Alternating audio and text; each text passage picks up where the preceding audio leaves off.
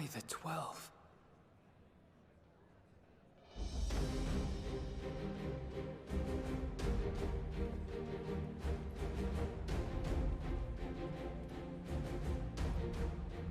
Glad you could join us.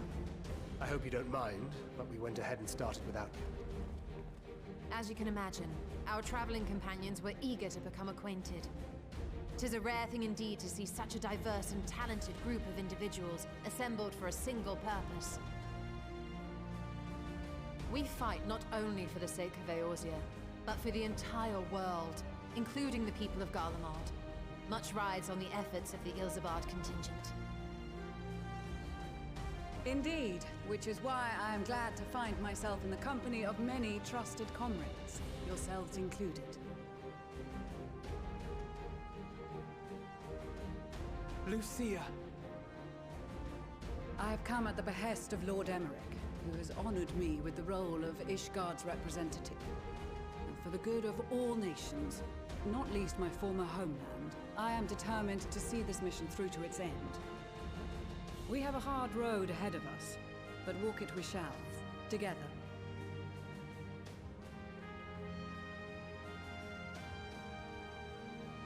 We too welcome this opportunity to work together once more.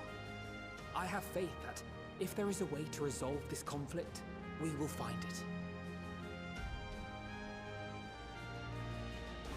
Allow me to introduce you to the rest of our company. Everyone! If I may have your attention.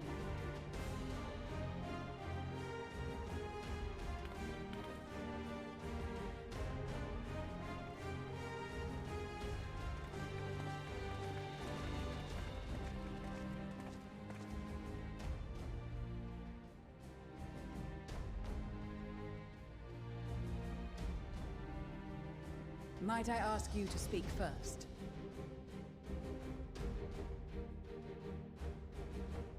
If I must. I am Arun Senna, spokesman for the Gridanian delegation. Here on behalf of my esteemed sister, the Elder Seedseer. We shall provide support and protection to those in need during our time in Garlemald. To that end, I am joined by healers selected by the Conjurers Guild, with the Order of the Twin Adder's Finest serving as our escort.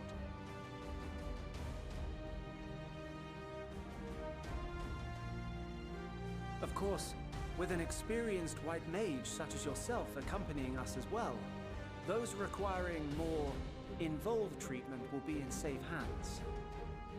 Raya O sends her regards, by the way.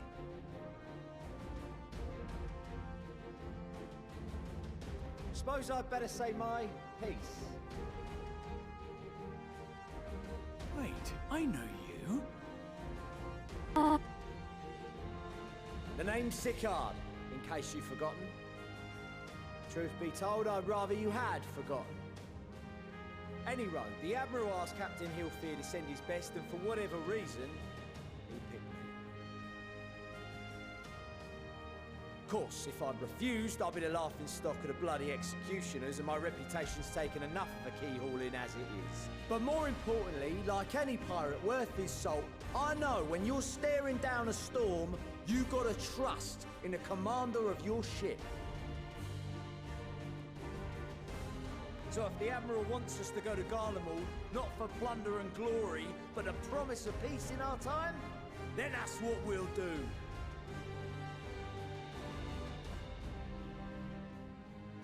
Since we all know how much the Empire loves its steel, we thought we'd bring along a few smiths to make the most of it. Give them a pile of scrap and they'll cobble together anything you fancy. Of course, just like the Gridanians, we got fighters of our own.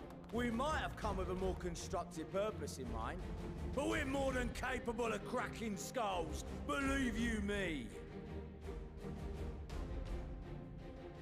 Well, you're certainly raring to go.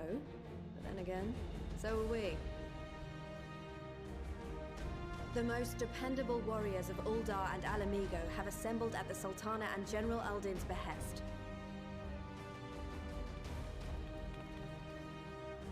If Garlemald has truly fallen, then the whole place is likely to be crawling with Telophoroi. We'll need plenty of troops to clear and hold a path for others to follow. That's where we come in. Naturally, Marshal Tarapin and I will be leading from the front.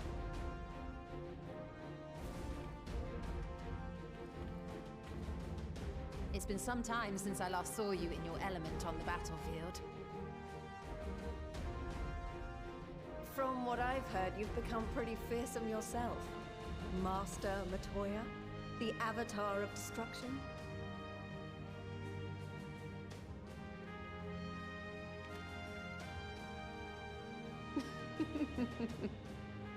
With comrades like these, I know we'll succeed, no matter what awaits us. And then we might finally get a chance to enjoy a good long rest. But until then, let's give it our all.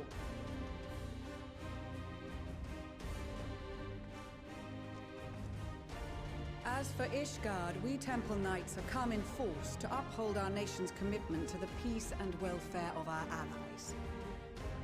The bitter cold of Garlemald is a formidable enemy in of itself. Our experience fighting in ice and snow will prove invaluable in the days ahead. Accordingly, I have been designated commander of the Ilzabard contingent. I will do all in my power to provide you with the leadership and guidance you require. The four high houses, House Hylinart foremost among them, have arranged for a host of machinists to join us on our mission. Their knowledge of Imperial Magitech is sure to be a great boon. They will address any problems of a technical nature, together with the smiths of Limpsa Lomitsa. There is another awaiting introduction. Lord Emanolain!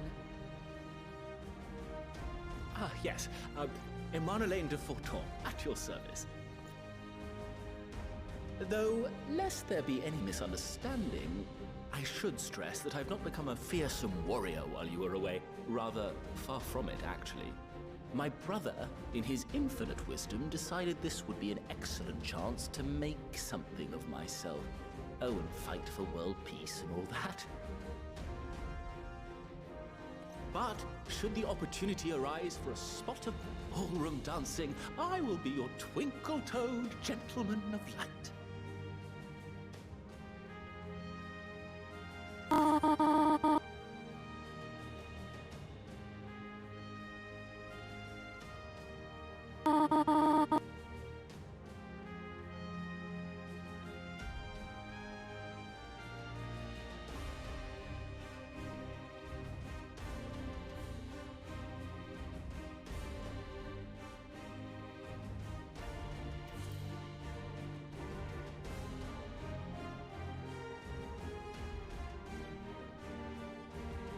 Huzzah!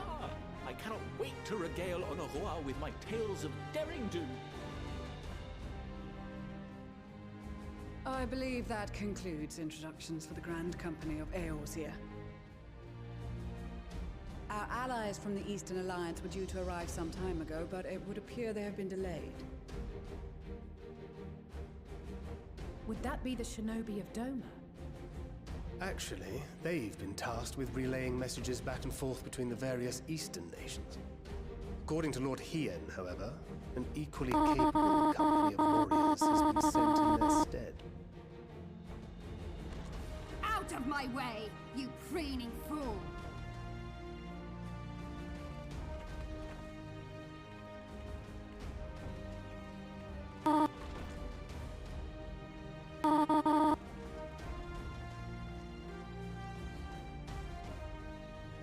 Forgive us for coming late. We are the delegates of the Eastern Alliance. Cyrena, and you've brought company. For battle and blood we come, as the steppe is sorely lacking in both. No towers befoul our lands, so we marched on those of Doma, only to find them beyond our reach. But now our thirst for slaughter will be slaked. No quarter to the enemy! Sadu Hatun, no. We go to make peace with the Iron Men, not war. Warriors of the Steppe, we've heard many tales of your bravery. We welcome you as allies. And these other ones you have brought are... Members of the Dalmascan resistance group, Lente's Tears.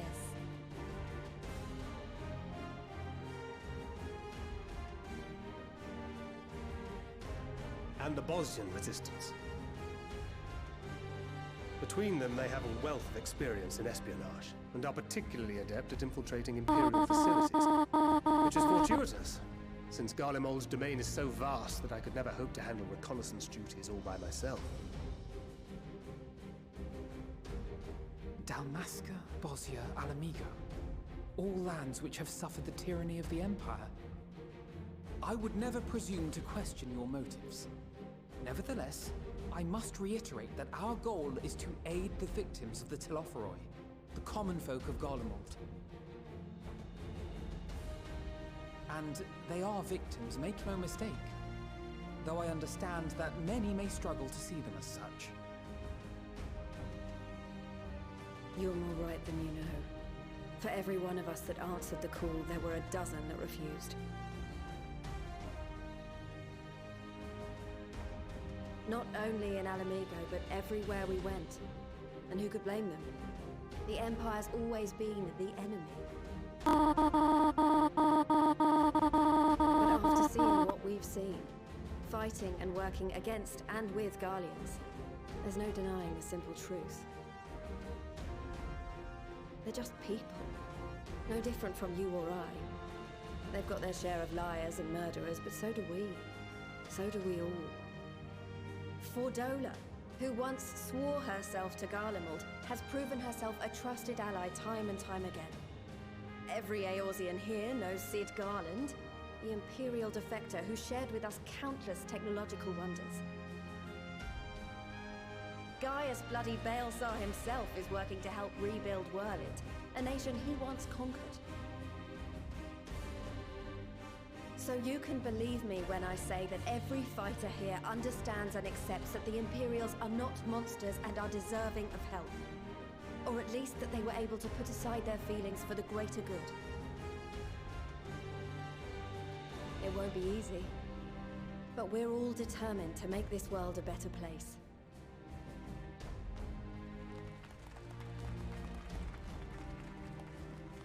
What lingering concerns I may have had were clearly unwarranted.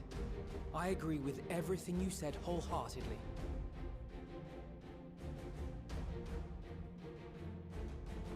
Then we are in accord. Now, let us review our strategy. To reach the Garlean capital in northern Ilsabard, we must cross the central mountain range. Fortunately, Garlond Ironworks can provide aerial transport, sparing us this most treacherous part of our journey. However, attempting to fly any closer to Garlemald would attract the attention of the Telophoroi. As they appear to have seized control of the majority of the Imperial military, we must assume that includes its fleet. In addition, Garlemald possesses devices that can interfere with airship navigational systems, further discouraging an airborne approach. Given the circumstances, the closest we dare deploy our contingent is an area between the range and the capital, the Magna Glaciers. From there, we must travel the rest of the way on foot. We will also need to bring the airships with us to ensure we can withdraw with haste. Although much of the terrain will be blanketed in snow, we should be able to make use of local roads and shipping facilities. The vast ice field will afford us an unobstructed view of the surrounding area. On the other hand, it will also allow others to easily spot us, so it is imperative that we only make camp in positions where we can easily defend ourselves. And the airships, which must be kept safe at all costs. We cannot account for every possibility, so we must be prepared to think on our feet. We will be tested. Sorely tested, I expect. But for our homes and for our people, and a people not our own but in need, we will succeed. Spare no effort in your preparations. Once we depart, there is no turning back.